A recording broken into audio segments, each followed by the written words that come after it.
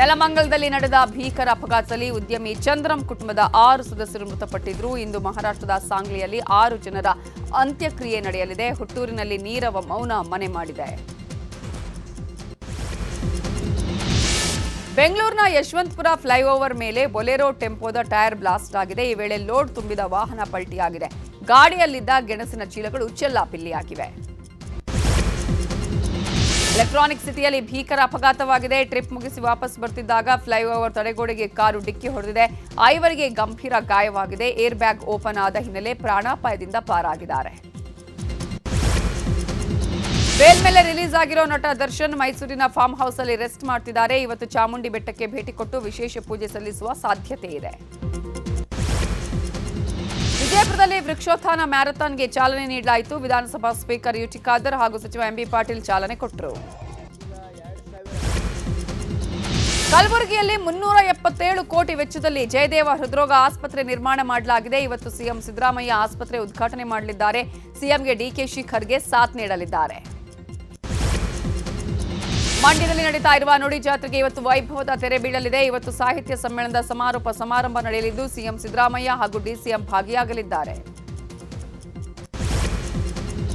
ಸಾಹಿತ್ಯ ಸಮ್ಮೇಳನದಲ್ಲಿ ಕಲಾವಿದರನ್ನು ನಿರ್ಲಕ್ಷಿಸಲಾಗಿದೆ ಅನ್ನುವ ಆರೋಪ ಕೇಳಿಬಂದಿದೆ. ಈ ಬಗ್ಗೆ ನಟ ರವಿಶಂಕರ್ ಗೌಡ ಬೇಸರ ವ್ಯಕ್ತಪಡಿಸಿದ್ದು, ಅದೇ ಊರಲ್ಲಿ ಹುಟ್ಟಿ ಬೆಳೆದ ನಮಗೆ ಆಹ್ವಾನ ಇಲ್ಲ ಅಂತ ಪೋಸ್ಟ್ ಹಾಕಿದ್ದಾರೆ. ಬಿಜೆಪಿ ಎಂಎಲ್ಸಿ ಸಿಟಿ ರವಿಗೆ ಚಿಕ್ಕಮಗಳೂರಿನಲ್ಲಿ ಅದ್ದೂರಿ ಸ್ವಾಗತ ಸಿಕ್ಕಿದೆ. ಮೆರವಣಿಗೆ ಮೂಲಕವೇ ಮನೆಗೆ ಬಂದ ಸಿಟಿ ರವಿ ಅವರನ್ನು ಅವರ ಪತ್ನಿ ಪಲ್ಲವಿ ಹಾಗೂ ಪುತ್ರ ಸೂರ್ಯ ಬರಮಾಡಿಕೊಂಡ್ರು. ಇವತ್ತು ಮನೆ ದೇವರ ದರ್ಶನ ಪಡೆಯಲಿದ್ದಾರೆ.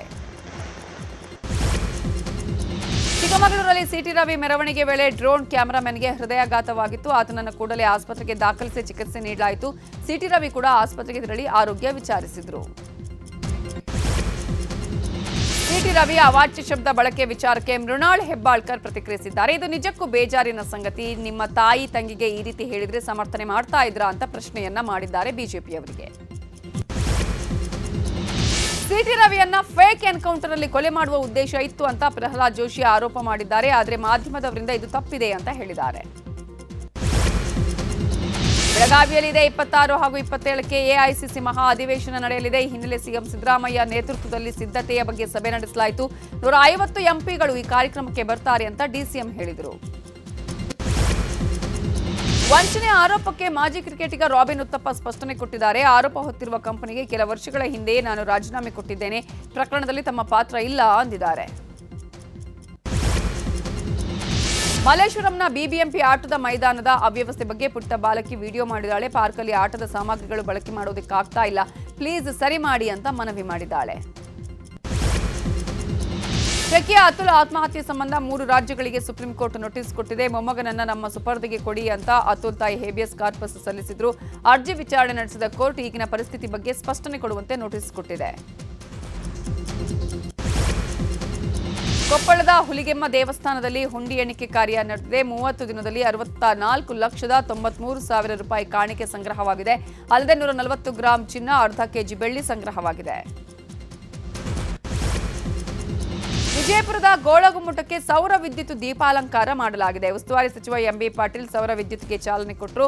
ವಿವಿಧ ಬಣ್ಣದಲ್ಲಿ ಗೋಳಗುಮ್ಮಟ ಕಂಗೊಳಿಸುತ್ತಿದೆ.